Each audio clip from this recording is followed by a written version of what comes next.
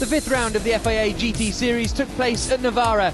It was Sebastien Loeb who started the race on pole position, and his teammate Andres Zuber made a brilliant start to move up into second place at the start of the race. Championship leader Stephane Ortelli was unceremoniously punted out at turn 5. They were sent to the back of the field and had a lot of work to do. The front two were very, very close. The two Sebastien Loeb Racing McLarens finally on it, but there were battles throughout the rest of the pack.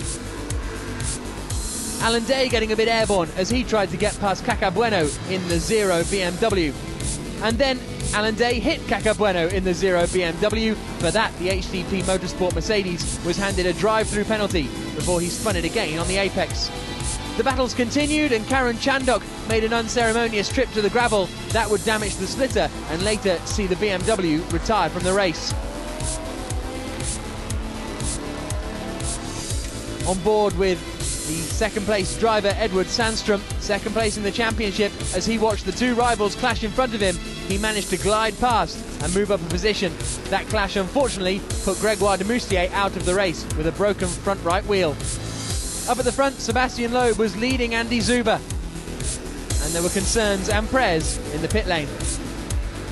Mike Parisi was getting ready to take over from the second place Zuber, but in the closing stages of the first stint, Zuber picked up a puncture, which meant he lost 10 seconds to his teammate in the lead of the race. In the lead of the Pro-Am class was now Sergei Afanasiev, whilst the Nissans battled to try and get into the pit lane. Doherty wanted to come in, Buncombe wanted to stay out. It was a smooth pit stop for the number 9 car, almost collecting a BMW on the way out. And when Sergei Afanasiev came in to hand over to Andreas Simonsen, that car was still in the lead of Pro-Am.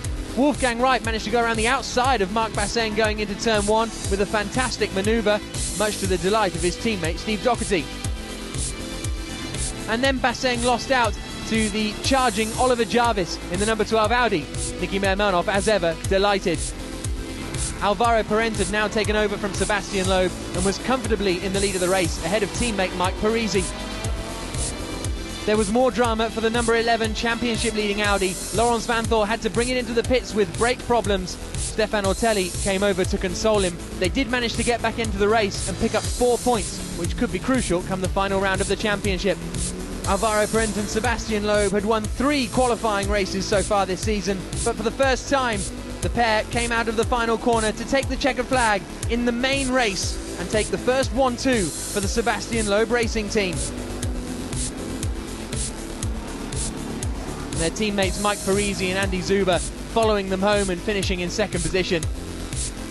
Rarely have there been smiles on Loeb's face this season, but this was one such occasion. Alvaro Parent getting congratulated as well. And the whole team made their way down to the podium to see 4 of their drivers occupying the top 2 steps, but Edward Sandstrom and Frank Stippler finishing in third had closed in the points gap to the championship leaders.